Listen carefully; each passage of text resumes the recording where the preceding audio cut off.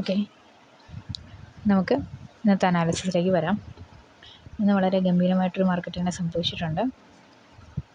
ഇങ്ങനെയുള്ള കൺസോൾട്ടേഷൻസ് വരുമ്പോൾ നമ്മൾ പ്രത്യേകം എടുത്ത് ശ്രദ്ധിക്കേണ്ട ഏരിയാസാണ് കൺസോൾട്ടേറ്റഡ് ആയിട്ടുള്ള ഏരിയാസ്. നമ്മളുടെ bank Nifty board line sustain ചെയ്ത് നിന്നതിന് ശേഷം അത് അവിടുന്ന് ഇടിഞ്ഞിട്ടുണ്ട്. ബാങ്ക് നിഫ്റ്റി ഇടിഞ്ഞ് അതിൻ്റെ ക്രോസിംഗ് ലെവൽസും ബ്രേക്ക് ചെയ്ത് താഴത്തേക്ക് പോന്നിട്ടുണ്ട്. പിന്നെ അതേസമയം നിഫ്റ്റി ബോർഡ് ലൈൻ ക്രോസ് ചെയ്ത് അതിൻ്റെ മാക്സിമം ക്രോസിംഗ് ലൈനിലാണ്. ഇതിലേതെങ്കിലും ഒരെണ്ണം ക്രോസ് ചെയ്യാറുണ്ട്. ഇപ്പോൾ ബാങ്ക് നിഫ്റ്റി ക്രോസ് ചെയ്തു, എന്നാൽ നിഫ്റ്റി മാക്സിമം ലെവലിൽ വന്നിട്ട് അവിടെ എൻഡ് ചെയ്യും കേട്ടോ. അതൊക്കെ ഓരോ പോയിൻറ്റ്സാണ്, അത് പഠിച്ച് വെച്ചോളണം. അപ്പോൾ നിഫ്റ്റിയാണ് ചിലപ്പോൾ അതിൻ്റെ ക്രോസിംഗ് ലൈൻ ക്രോസ് ചെയ്യുന്നതെങ്കിൽ ബാങ്ക് നിഫ്റ്റിയിൽ വന്നിട്ട് എൻഡ് ചെയ്യും. ബാങ്ക് നിഫ്റ്റി അതിൻ്റെ ക്രോസിംഗ് ലൈനിൽ വന്നിട്ട് എൻഡ് ചെയ്യും. അപ്പോൾ അതൊക്കെ ഒരു റിജക്ഷൻ പോയിൻറ്റ്സാണ്. അവിടെയൊക്കെ വെച്ചിട്ട് കട്ട് ചെയ്യാനുള്ള ഏരിയാസാണ് അതൊക്കെ. ഇതുപോലെ തന്നെയാണ് നിഫ്റ്റി സർവീസ് ഇതുപോലെ തന്നെ താഴത്തേക്ക് ഇടിഞ്ഞു പോന്നിട്ടുണ്ട്. ദെൻ നമ്മളുടെ ഫ്യൂച്ചറും നമ്മളുടെ ലെവൽ ഓഫ് ക്രോസിൽ വന്നിട്ട് കുറച്ച് നേരം റിജക്ഷൻ കൊടുത്തതിന് ശേഷം വീണ്ടും അത് റിജക്റ്റ് ചെയ്ത് താഴേക്ക് പോന്നിട്ടുണ്ട്. ഓക്കെ, അപ്പോൾ ഇത് താഴത്തേക്ക് നല്ലൊരു പോയിൻ്റ് ആണ് എന്നുള്ളത് നമ്മൾ എങ്ങനെ മനസ്സിലാക്കുക? ഇതിപ്പോൾ ക്രോസ് ചെയ്യുമ്പോൾ നമുക്ക് എല്ലാ ഇൻഡെക്സുകളും ക്രോസ് ചെയ്യുമ്പോഴത്തേക്കും നമുക്ക് ഏകദേശം മനസ്സിലാക്കാം താഴേക്ക് അതിലൊരു ഫ്ലോ സംഭവിക്കാൻ പോകുന്നു എന്നുള്ളത് മനസ്സിലാക്കാം. പക്ഷേ നമ്മളുടെ എന്തുകൊണ്ട് നമ്മൾ നോക്കണം, സ്ട്രൈക്ക് ലെവൽസ് നോക്കണം, എന്നാൽ മാത്രമേ നമുക്കത് തന്നെ കറക്റ്റായിട്ട് ഐഡൻറ്റിഫൈ ചെയ്യാനായിട്ട് പറ്റുള്ളൂ. കാരണം കഴിഞ്ഞ ദിവസം ഇതുപോലെ നമ്മളുടെ ബോർഡ് ലൈൻസ് എല്ലാം ക്രോസ് ചെയ്തിരുന്നു അല്ലേ ഇന്നലെ.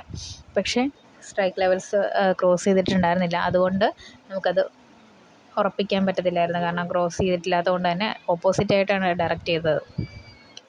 അപ്പോൾ നോക്കിക്കോളാം,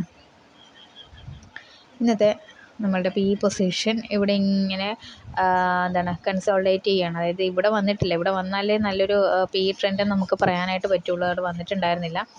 ദെൻ സി ആണെങ്കിൽ അവിടെ വന്നു. സി വന്നത് എത്രാമത്തെ ക്യാൻഡിലാണെന്ന് നോക്കിയേ. 1 2 3 4 5 6 7 8 9 10 11 12 13 ക്യാൻഡിൽസൊക്കെ ആയപ്പോഴത്തേക്കും ഇതിവിടെ സി പൊസിഷൻ ആക്റ്റീവായിട്ട് നിൽക്കുകയാണ്. അതേസമയം നമ്മുടെ മന്ത്ലി സിയും കൂടെ ആക്റ്റീവ് ആണോ എന്ന് നമ്മൾ നോക്കണം.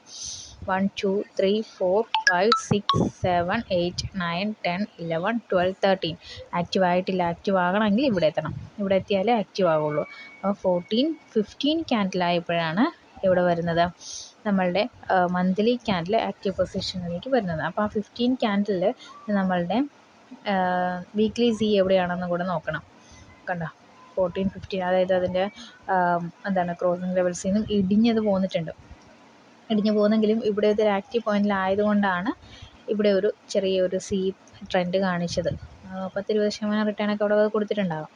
അതിനുശേഷം അത് കൺസോൾട്ടേറ്റ് ചെയ്തു. അത് മുകളിലേക്ക് ഉയരുന്നതായിട്ട് നമുക്ക് കാണുന്നില്ല. അതുപോലെ തന്നെ നമ്മളപ്പം ബാങ്ക് നിഫ്റ്റിയുടെയും സി പൊസിഷൻ ആ സമയത്ത് നോക്കണം. ആ സമയത്ത് ബാങ്ക് നിഫ്റ്റിയുടെ സി പൊസിഷൻ നോക്കി 1 2 3 4 5 6 7 8 9 10 11 12 13 ക്യാൻഡിൽസ് 14 15 ക്യാൻഡിൽ ആയപ്പോഴത്തേക്കും ബാങ്ക് നിഫ്റ്റിയുടെ സി പൊസിഷൻ ഓൾറെഡി ക്രോസ് ചെയ്ത് താഴത്തേക്ക് മൂവ് ചെയ്ത് കഴിഞ്ഞിരുന്നു. അതായത് സി ഇല്ല എന്നുള്ളത് ബാങ്ക് നിഫ്റ്റി നമ്മളോട് അറിയിച്ചിട്ടുണ്ട്. പക്ഷേ നിഫ്റ്റിയാണ് ഏകദേശം സി പൊസിഷന് കൊടുത്തുകൊണ്ടിരുന്നത്. അപ്പോൾ ബാങ്ക് നിഫ്റ്റിയുടെ മന്ത് എൻഡ് കൂടെ നോക്കാം. 1 2 3 4 5 6 7 8 9 10 11 12 13 14 15 ക്യാൻഡിൽ ആയപ്പോഴത്തേക്കും ഇവിടെ കുഴപ്പമില്ല. Month end C position okay ആക്റ്റീവാണ്. പക്ഷേ വീക്കെൻഡ് സി പൊസിഷൻ ആക്റ്റീവ് അല്ല. വീക്കെൻഡ് സി പൊസിഷൻ ബാങ്ക് നിഫ്റ്റിയുടെ ആക്റ്റീവ് അല്ല, നിഫ്റ്റിയുടെ ആക്റ്റീവ് ആയിരുന്നില്ല. അതുകൊണ്ടാണ് അവിടെ സി വർക്ക് ചെയ്തില്ല. കുറേ നേരം കൺസോൾട്ടേറ്റ് ചെയ്തു. ഇവിടെ നല്ല രീതിയിൽ കൺസോൾട്ടേറ്റ് ചെയ്തിട്ട് ഇടിഞ്ഞിട്ടുണ്ട്. ഇടിഞ്ഞു കഴിഞ്ഞാൽ തന്നെ എന്താണ് അർത്ഥം?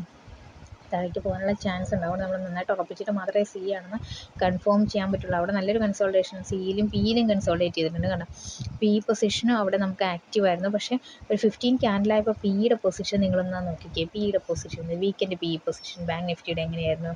15 ക്യാൻഡിൽ 1 2 3 4 5 6 7 8 9 10 11 12 13 14 15 ക്യാൻഡിൽ പിയുടെ പൊസിഷൻ അതിൻ്റെ മുകളിലത്തെ ബ്രേക്കിംഗ് ലൈൻസിനെയും ബ്രേക്ക് ചെയ്തു.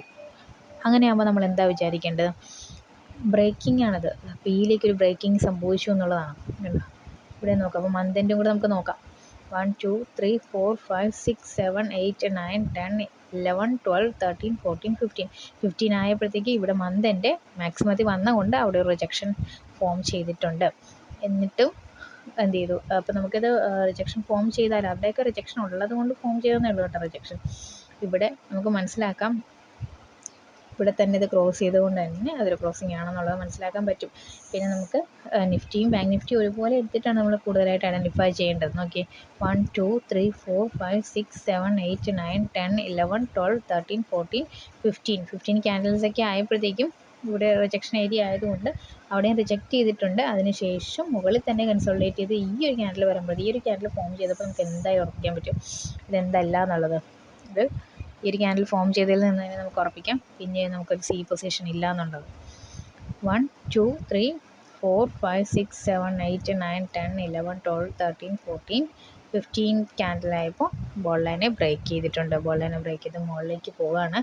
സി പി ആണെങ്കിൽ അതേസമയം അതിൻ്റെ ക്രോസിംഗ് ലെവൽസിനെ ബ്രേക്ക് ചെയ്ത് താഴേക്ക് വരാനുള്ള ട്രെൻഡും കാണിച്ചിട്ടുണ്ട്. സോ നമുക്കിത് ബി ട്രെൻഡ് ആണെന്നുള്ളത് നമുക്ക് എന്തിൽ നിന്ന് മനസ്സിലാക്കാൻ പറ്റും? സ്ട്രൈക്ക് ലെവൽസിൽ നിന്ന് മനസ്സിലാക്കാം. കാരണം സിയുടെ ഒരു ട്രെൻഡ് വരാനുള്ള സാധ്യത ഈ ഒരു പൊസിഷനിലായിരുന്നു.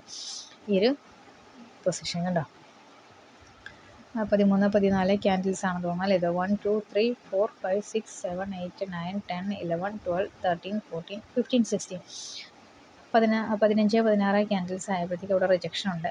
ആക്റ്റീവ് പോയിൻ്റ് ആയിരുന്നു. അവിടെ വെച്ച് നമുക്കൊരു സി ആക്റ്റീവ് ആകാനുള്ള സാധ്യതകൾ നമുക്ക് പ്രതീക്ഷിക്കാം കേട്ടോ. സാധ്യത ഇല്ലായകയില്ല, അവിടെയുണ്ട്. പക്ഷേ തിരിച്ചൊരു സി പോയതിന് ശേഷം വീണ്ടും ഒരു വലിയൊരു സിയിൽ ഒരു ഡൗൺ ട്രെൻഡ് സംഭവിച്ചു. അപ്പോൾ നല്ലൊരു പി ട്രെൻഡ് മുകളിലേക്കും സംഭവിച്ചിട്ടുണ്ട് അതേസമയം.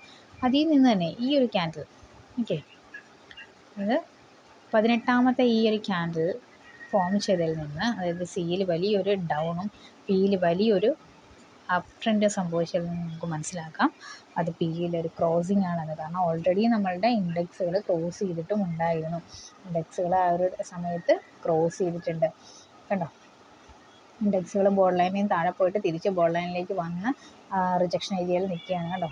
ബോർഡ് ലൈനിൽ താഴെ പോയി തിരിച്ച് വന്നാൽ ബോർഡ് ലൈൻ വരുമ്പോൾ റിജക്ഷൻ. ആ ഒരു സമയത്ത് നിൽക്കുന്ന ഒരു ടൈം അതായത് ഇത് കണ്ടോ പിന്നെ ക്രോസിംഗ് ലൈൻസിനും ബ്രേക്ക് ചെയ്ത് താഴേക്ക് പോകുന്നു. സോ ആ ഒരു സമയത്ത് നിൽക്കുന്നത് കൊണ്ട് തന്നെ നമുക്ക് എന്ത് പറയാൻ പറ്റുമായിരുന്നു? നമുക്ക് നല്ലൊരു പി ട്രെൻഡ് ഉണ്ടെന്ന് പറയാൻ പറ്റുമായിരുന്നു. ഞാൻ ആ ഒരു ടൈമിൽ ആക്റ്റീവ് ആയിരുന്നില്ല, കുറച്ച് ഒഫീഷ്യൽ വർക്ക് ഉണ്ടായിരുന്നതുകൊണ്ട് നമുക്കത് ആക്റ്റീവ് ആയിരുന്നില്ല. അതുകൊണ്ട് എനിക്കത് ക്യാച്ച് ചെയ്യാനായിട്ട് പറ്റിയിട്ടില്ല. ഓക്കെ,